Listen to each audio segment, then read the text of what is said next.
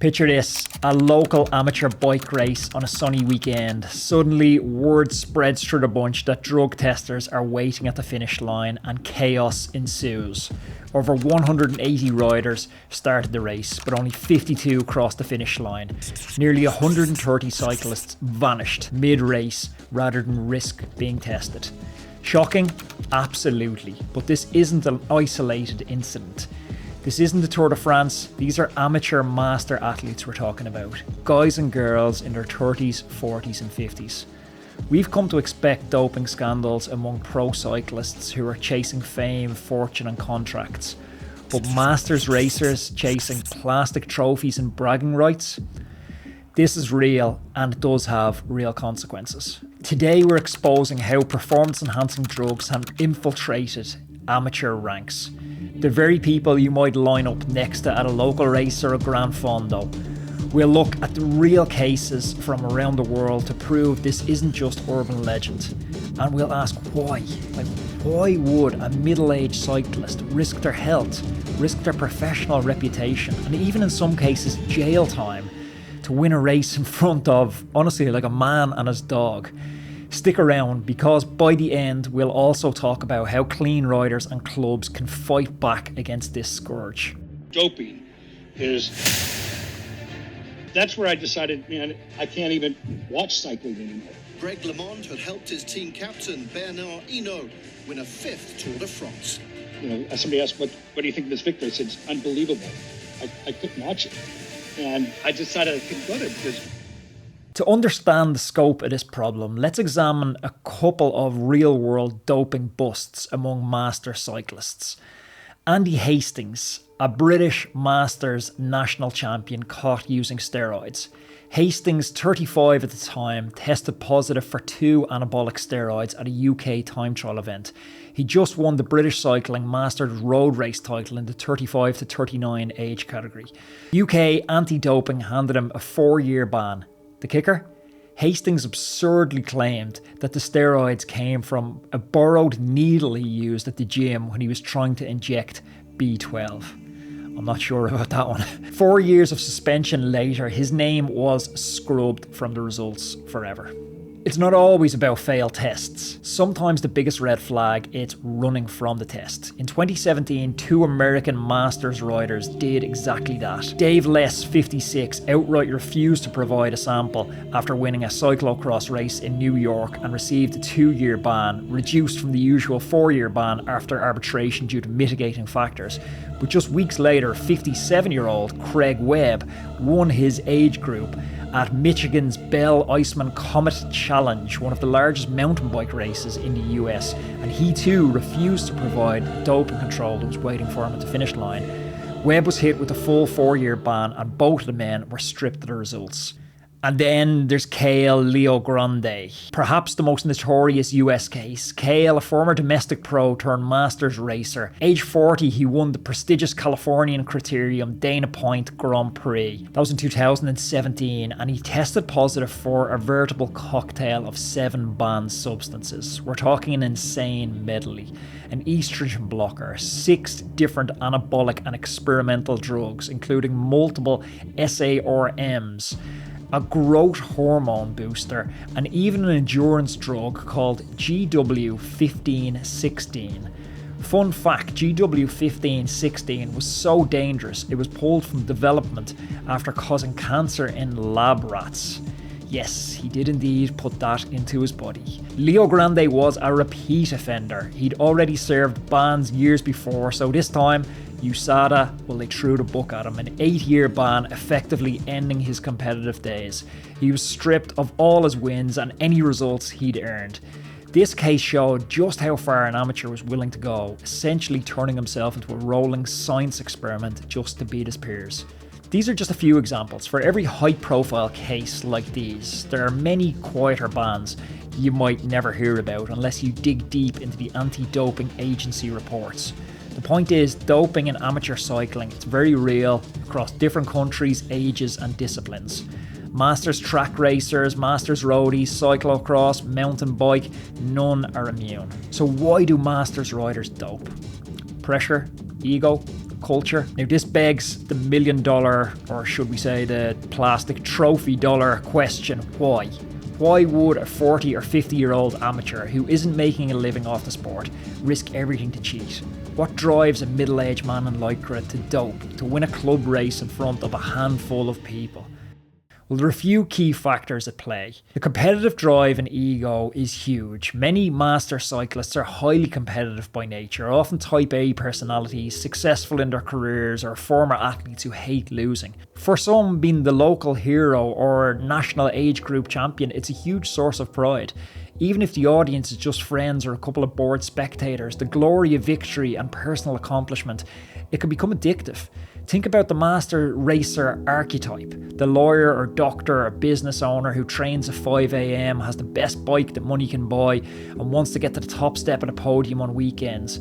If that person's mindset is winning as a must, doping just to level the playing field can tempt them, especially if they suspect that rivals are doing the same thing. In their mind, it's justified as everyone else is on something, so why shouldn't I be?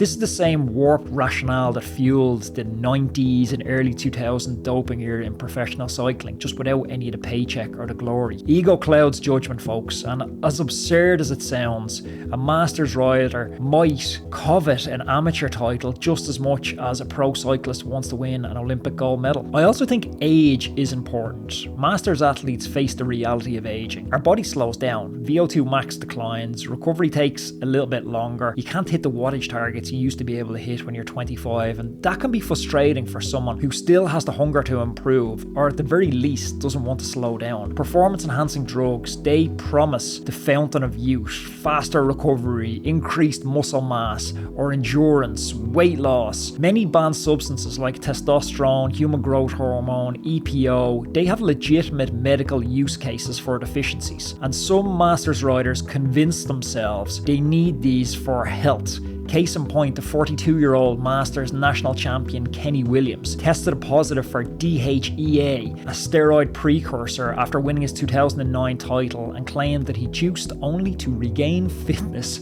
after breaking his collarbone. Some athletes do work with anti-aging clinics, others with shady doctors obtaining prescriptions for testosterone or growth hormone in middle age, but unless you have an official therapeutic use exemption for this stuff, using them in competition is still doping. The self-deception is strong here, folks, because I've heard it before, like I'm just following doctor's orders or I'm just fixing a deficiency.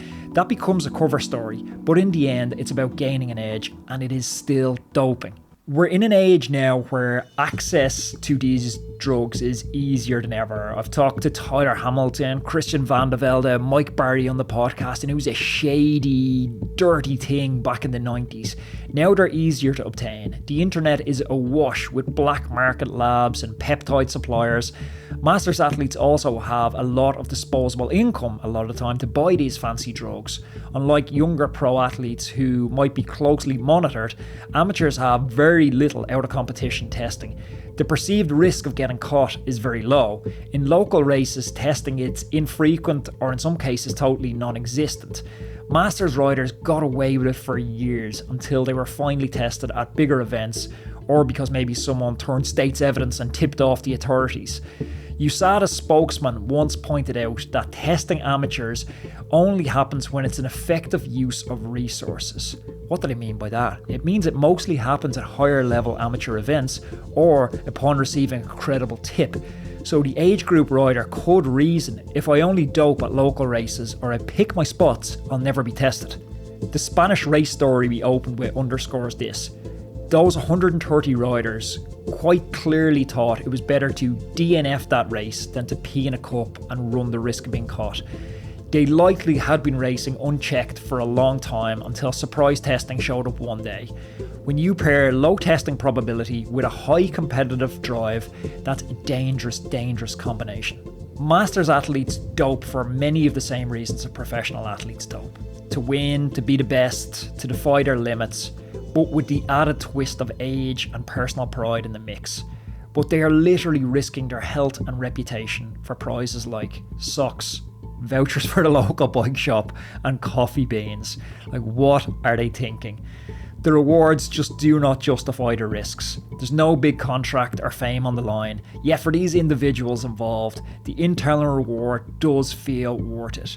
It's their self-image as a winner, the legacy in the local cycling scene, or simply the satisfaction of going faster than the guy next to you. It's a midlife crisis that's playing out on two wheels. This behaviour isn't without consequences. The fallout and the fighting back. Health-wise, older athletes are putting themselves in harm's way. Steroids can wreak havoc on your heart and your liver. EPO, we've seen it tragically in the past. It thickens blood levels, raising stroke risk. Stimulants strain the heart, and combining multiple drugs is a recipe for disaster. And then there's the disgrace factor, being outed as a cheater in your local community. Imagine facing or showing up to your local club ride on a Saturday after getting a ban. How embarrassing would that be, and isolating? Careers outside sport can even be affected, especially if the doping involves possession of illegal controlled substances. For the sport of cycling, seeing this happen at an amateur level, it's sobering. It challenges the integrity of competition at a grassroots.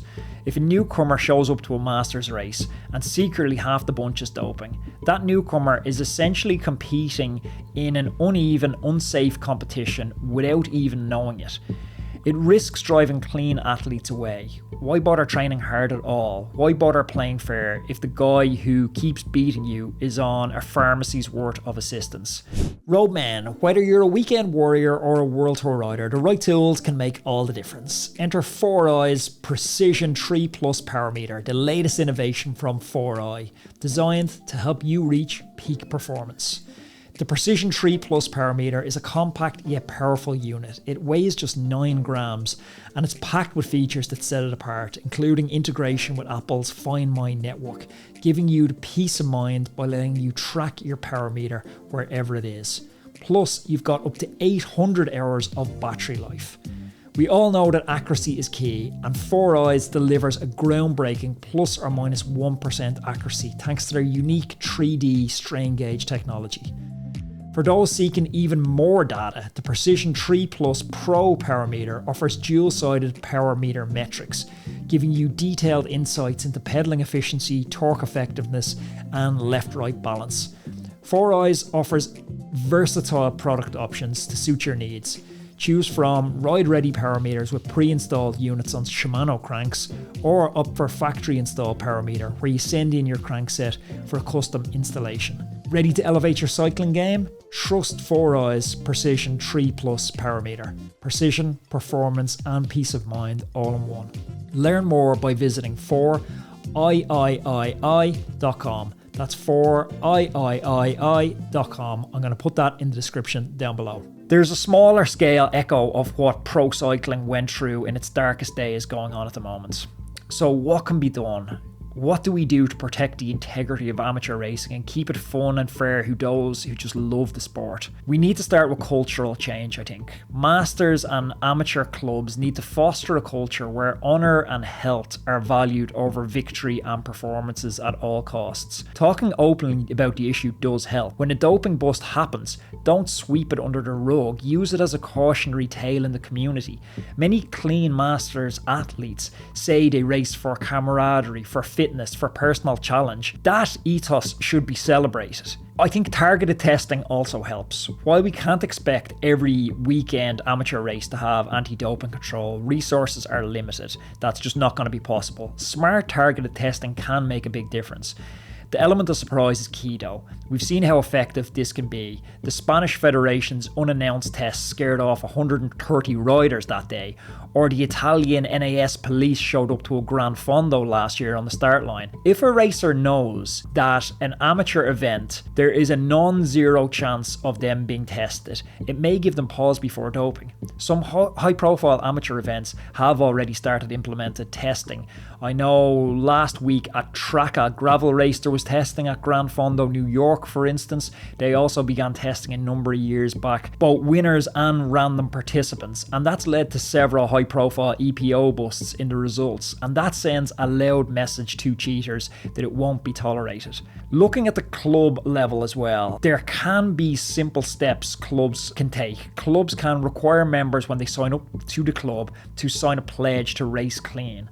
If somebody in the club is caught doping, the club can take internal action like suspension of the membership. This might sound a bit harsh, but it reinforces a no-tolerance stance on this. Also, teammates and friends shouldn't enable that doping behaviour. If you suspect your buddy is taking something illicit, you can talk to them quietly, or you can talk to someone in the club who can intervene. Yes, it's a tough conversation and nobody wants to be called a snitch, but remember that doping often happens in secrecy, and spreading some light on that early could stop a bad decision. This is supposed to be a hobby. It's supposed to be for health, for enjoyment, not an arms race. Lastly, I think some perspective, some individual perspective, like individual contemplating cheating, for them to just to take a step back and find perspective. Master cycling, it's a competitive outlet, yes, but it's not worth destroying your health or your reputation. Reframe what winning means. Winning could be beating your personal best, a new Strava record, or simply being healthy enough to race your bike at any age. For me, being a role model to the younger generations is really important.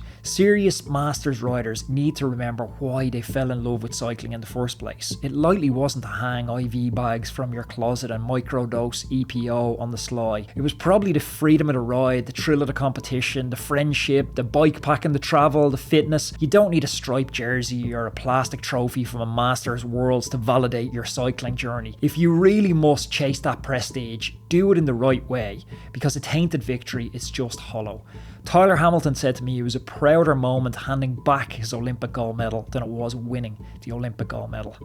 Ask any of the people who have been caught, and I guarantee you they say it wasn't worth it in the end. Doping in master cycling, it's a sobering reality, one that strips away the notion of the harmless weekend warrior. It tells us that the win at all costs mentality can seep into any level of sport, from Tour de France podiums to your Tuesday night crits. The state of amateur racing, fortunately, is not all doom and gloom. The vast majority of masters compete clean, for the love of the game. They're outraged when a peer cheats, and rightly so.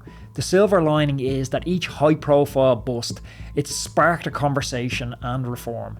Anti-doping bodies are starting to pay attention to the amateur ranks. Gravel testing is now a thing. Clean riders are speaking up. The credibility of masters racing can be preserved if we collectively insist on it. In the end, serious master racers and their communities have a choice. Turn a blind eye or stand up with integrity. My call to all masters riders out there: race hard, train hard, but please race clean. If you're tempted to dope, ask yourself, what legacy do you want?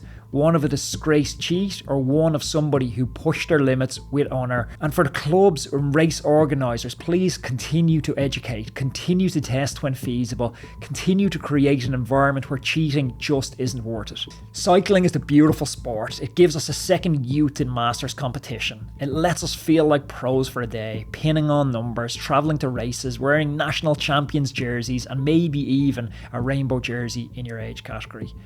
But it should feel like you've earned it by dedication and by passion, not something that you've purchased through pharmacological intervention. Doping in amateur cycling is indeed a serious issue, but it's one we can fight by keeping our priorities straight: health, camaraderie, and true sportsmanship over ego. And remember, at the end of the day, we all started cycling because we love it. No needle or pill can replace that simple joy and freedom the two wheels can give us. We have 3 long-form podcasts every week. Some of them are 90 minutes or 2 hours long, and I realise you're busy. Sometimes it's hard to cut through the noise and figure out the signal, figure out what the important parts are of these conversations.